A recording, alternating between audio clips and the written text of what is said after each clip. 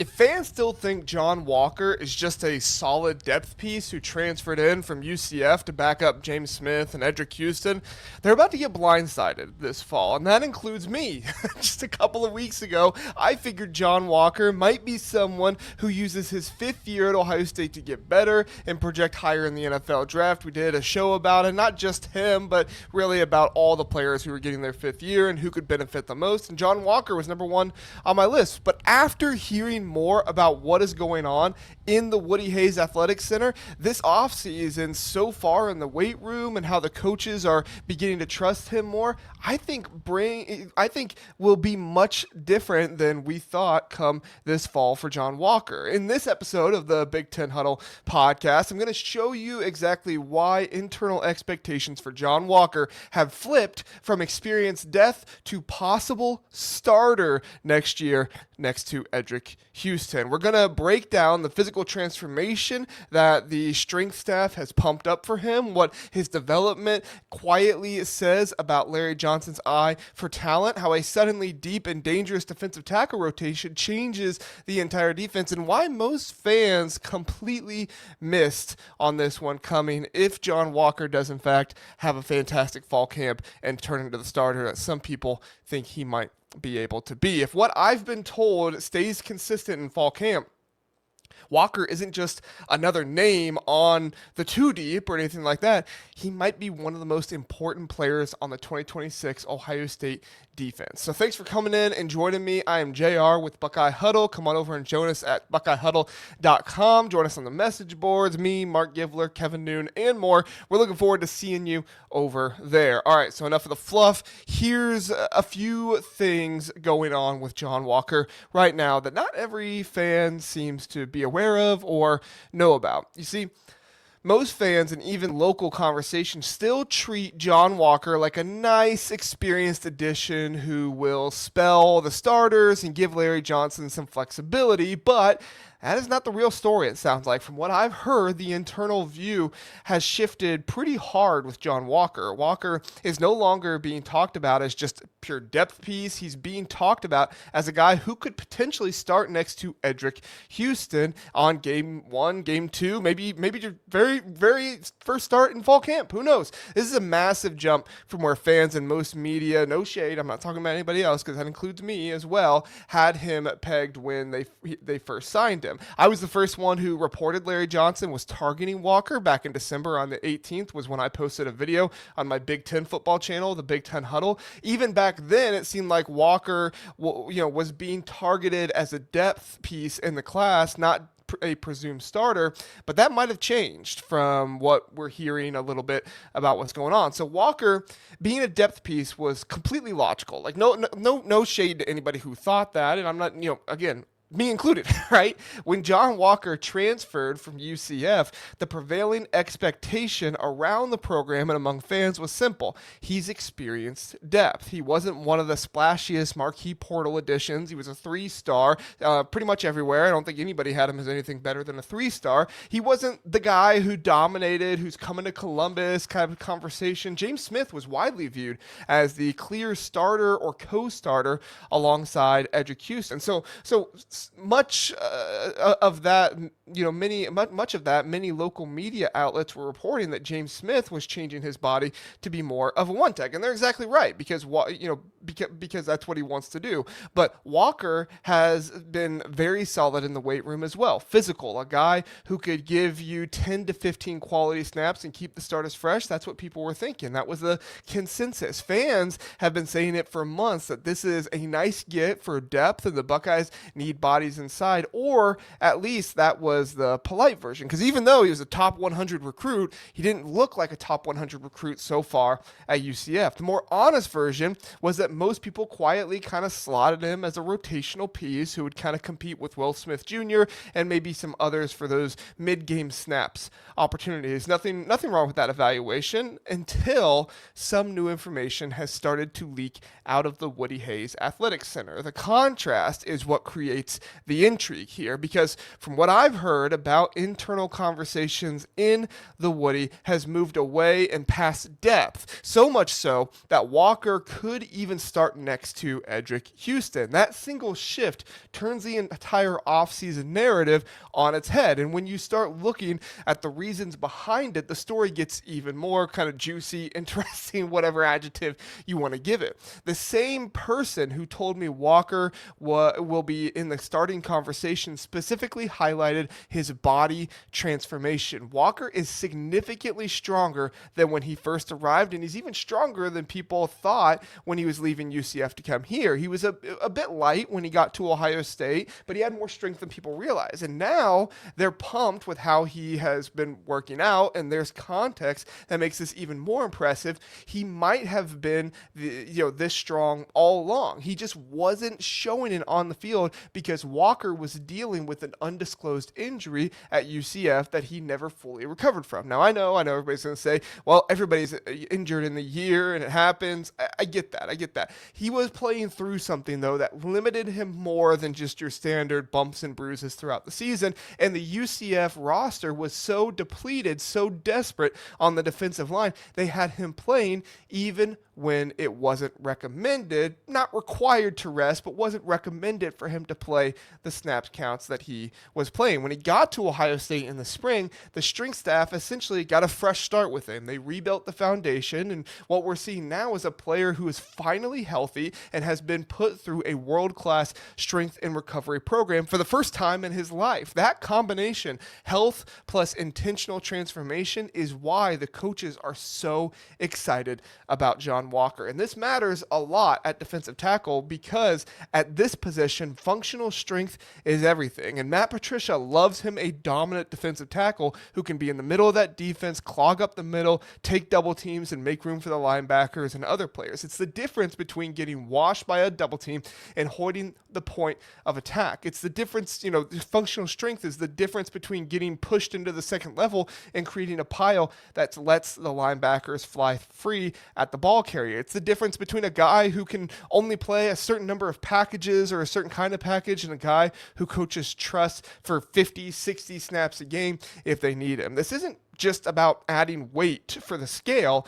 Here's the buzz on John Walker most people are missing. It wasn't just that he transferred, it's that he arrived with an incomplete recovery from an injury that he had at UCF, and the Ohio State strength staff treated him like a clean slate. They didn't just add weight, they rebuilt functional strength. It's like he has flipped a switch altogether, which has been something I don't think has surprised Larry Johnson as much as it's surprised other people. Larry always knew Walker could win his one-on-one reps in practice at a high rate. He saw this back in high school. Larry always knew it was in there from everything we can tell. I mean, he recruited him hard in high school, but couldn't get past the homesickness that John Walker had. It's a story for another day on recruiting, but it's not just that John Walker is earning trust as much as he is proving what Larry always knew was there. That's the part of the ranking and the initial portal narrative that, those things completely miss.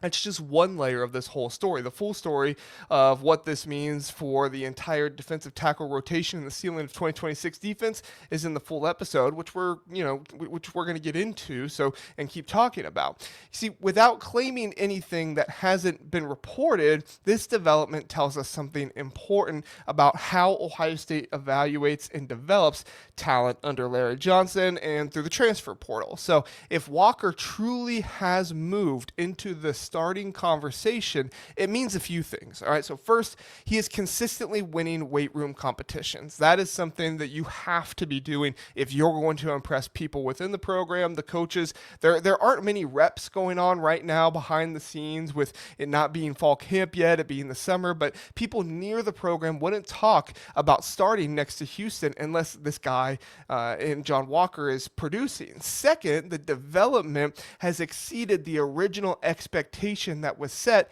when he signed. That is a win for the strength staff and for Johnson's ability to project what a player can be once he gets healthy, he gets his hands on him, and he gets into the Ohio State system or the Larry Johnson system or the Matt Patricia system, whatever system you want. It's all the Ohio State system at this point.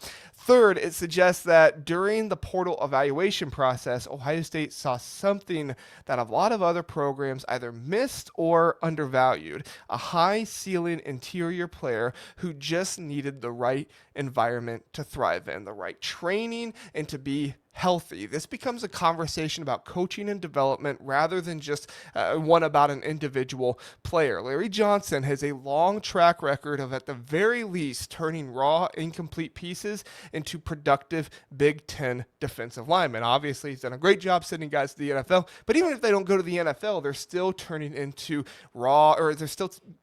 from raw linemen into productive players in the Big Ten. If Walker is the latest example, it reinforces that the defensive line room is still one of the best development shops in the conference and in the country. Sure, everyone loves to talk about five-star talent. We can talk about that with Edric Houston all day long.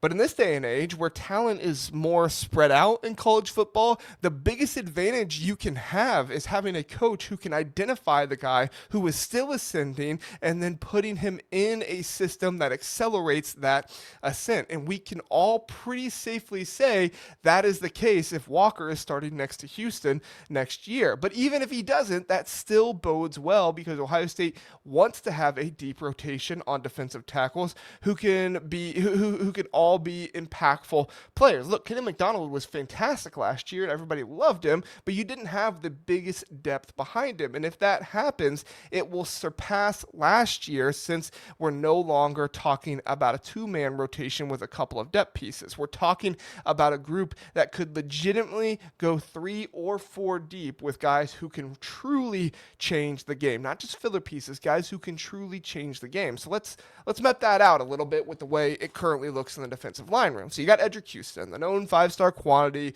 He's physical. He has a lot of potential to be productive this season and should be a guy who can play every down, almost every down, if not every down. And you need Houston to be that this season. Point blank, that's what you need him to be. John Walker is the ascending piece who has kind of forced his way into the starting conversation with his effort, his ability, his weight training, all of those things. James Smith is very much so still in the mix as a high-level rotational co-starter option. The beautiful thing about this John Walker talk is not that Smith has been worse than expected than what people thought. He has been very good, but Walker has been impressive too, and that's the best case scenario. And then you have Will Smith Jr. and potentially others who can push for snaps as well. That is at least 4 bodies in the 300-pound range who can all play real football, which is a luxury most college football teams simply do not have in this day and age, which matters a lot because the college football season is longer than it used to be if you're going to go deep into the playoffs. Interior linemen, they take a beating in college football right now, especially with how long your games are, how much more competitive schedules are, especially for Ohio State this season. This is probably the toughest Ohio State schedule they've ever played, at least in my lifetime. The teams that can keep fresh, powerful defensive tackles rotating through a game and throughout a 15, 16 game season, if you want to win the national championship, gain a massive advantage late in contests and late in the year. Fresh legs up front mean better run defense in the fourth quarter. They mean more consistent interior pass rushing pressure, even if it's not exactly from one guy that you're getting that from. They mean linebackers who don't have to clean up every single mess if it comes. If Ohio State really has that kind of depth, the ceiling of the entire defense rises. This is where we widen the lens to not just looking at and focusing on Walker. If Walker turns out to be a legitimate starting caliber player, several things change for the 2026 Ohio State defense. First among those is run defense. I mean, 2 high-level defensive tackles who can hold the point of attack and make life dramatically easier for your linebackers. Fewer free runners, cleaner fits, more explosive plays from the second level. tackle, that's a huge part that made Sonny Styles the tackling machine that he was last season. No shade on Sonny. Obviously, Sonny was a fantastic tackler, but Caden McDonald was a huge part of making that happen. Second, you talk about an interior pass rush as well. Even though Walker is more of a run stuff specialist right now, his presence forces offenses to account for him. That creates more one-on-one opportunities for the edge rushers. You don't need every defensive tackle to be a pure sack artist if they can command double teams and still be disruptive, especially if they use Quay Russaw as kind of like the Arvell Reese type who can line up in the pass rushing situations from the interior or the exterior, which I think there's a good chance we could see a lot of that this season. Now, I'm not saying Quay Russaw is Arvell Reese or anything like that. I'm not saying he's going top 3 in the draft, but I am saying, or top 5, whatever he went, I am saying that they could use him similar to that. Third is finding a rotation without drop-off. When you can bring in James Smith or Will Smith Jr. and the level of play doesn't fall off a cliff, you can keep everyone fresher. That matters because games in November and December mean more than they do in September, and we saw that with the Buckeyes when they won their national championship. Putting it all together, and the conversation becomes, if this intel is accurate, John Walker isn't just another defensive tackle.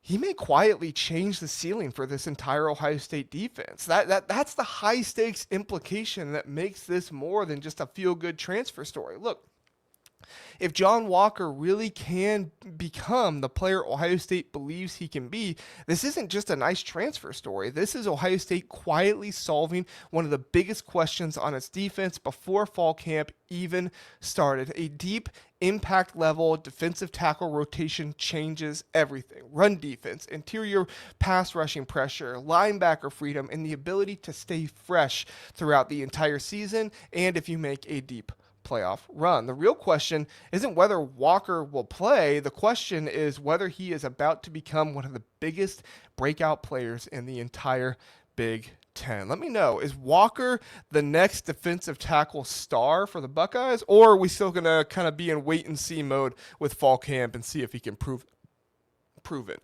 I'm sure some of you will still answer a bit skeptically, and I get that. We look at the portal rankings, the initial narrative so strong when people saw that the 2025 UCF team had 9 all Big 12 honorable mention players and John Walker wasn't even one of them. It makes you think, if he can't even be all Big 12, how can he start at Ohio State, which leads most of us to just assume James Smith has already locked down the co-starter job, and that's kind of the end of the conversation. But this could be another classic example of underestimating offseason development, especially for a player who was fighting through an injury that limited what people saw on film last year. I think it's a combination of all 3 of those things. Fans and media alike tend to freeze the evaluation at the moment a player signs, but we put the sticker on the depth chart and say, there he is, move on, we're done from here. But the best programs keep developing their players, even through the transfer portal. The best ones don't just say, well, we got you from the portal, now come be exactly what you were there. No, we got you from the portal, let's make you better than where you were there. The best coaches keep evaluating, and sometimes a guy who was light and limited when he arrived turns into a completely different player by June. That's exactly what could possibly be happening here with Walker. The question for all of us is whether Walker can impress the fans as quickly as it seems he has impressed the coaches. Now, hear me out, all right, because I don't want to be misrepresented here, okay? Hear me out. None of this guarantees that John Walker will be the day one starter when the season opens up against Ball State. All right, I am not reporting that. I'm not saying that is for sure a thing. Fall camp still has to happen. Okay, like I said, they are still in summer workouts, and the pads still have to go on. The depth chart is still going to be earned, not given. James Smith is still a high level player. Houston is still Houston. Competition remains strong, and that's a good thing. If anything else, this just means that competition is going to continue to push these players to get better. What we can say with confidence is this: there is real internal optimism about John Walker. The body transformation is not a media invention. It is language coming from people who have seen it themselves every day. The starting conversation is real, and the belief in a deep, impactful defensive tackle rotation is strong enough that it has become part of the program's self-assessment of this defense. That is more than enough to move Walker from just expectations of being a depth piece to possibly being one of the most important players to watch in fall camp. The rest will be settled between the lines. So let's bring this episode all the way home. If John Walker really has become the player Ohio State believes he has or believes he can be, this isn't just a feel-good transfer story. It could mean Ohio State quietly solved one of the biggest questions on its defense before fall camp even started. A guy who arrived as an experienced depth piece fighting through an incomplete recovery from an undisclosed injury. He has used the spring and the summer to transform his body, use that to win trust of Larry Johnson and his staff, and force his way into the starting conversation next to Edric Houston. Along the way, he's helped create the possibility of a true multiplayer impact rotation at Ohio State, the kind of depth that wins games in November and January, which, as we all know, those are the most important ones. The real question isn't whether Walker will play. The real question is whether he's about to become one of the biggest breakout players in the entire Big Ten this season. And that is a conversation worth having all the way until the first snap of the season. John Walker is going from an assumed depth piece to a potential starter next to Edric Houston. That would be one of the best quiet developments of the offseason. But let me know what you think. Drop your take in the comments below. Is Walker about to steal a starting spot? Do we still need to see it in fall camp? Let me know what you think. Thanks so much for watching this episode of the Buckeye Huddle podcast. We'll be back tomorrow at 7 p.m. with more to talk about, and we appreciate you watching. Have a good one. We'll see you next time.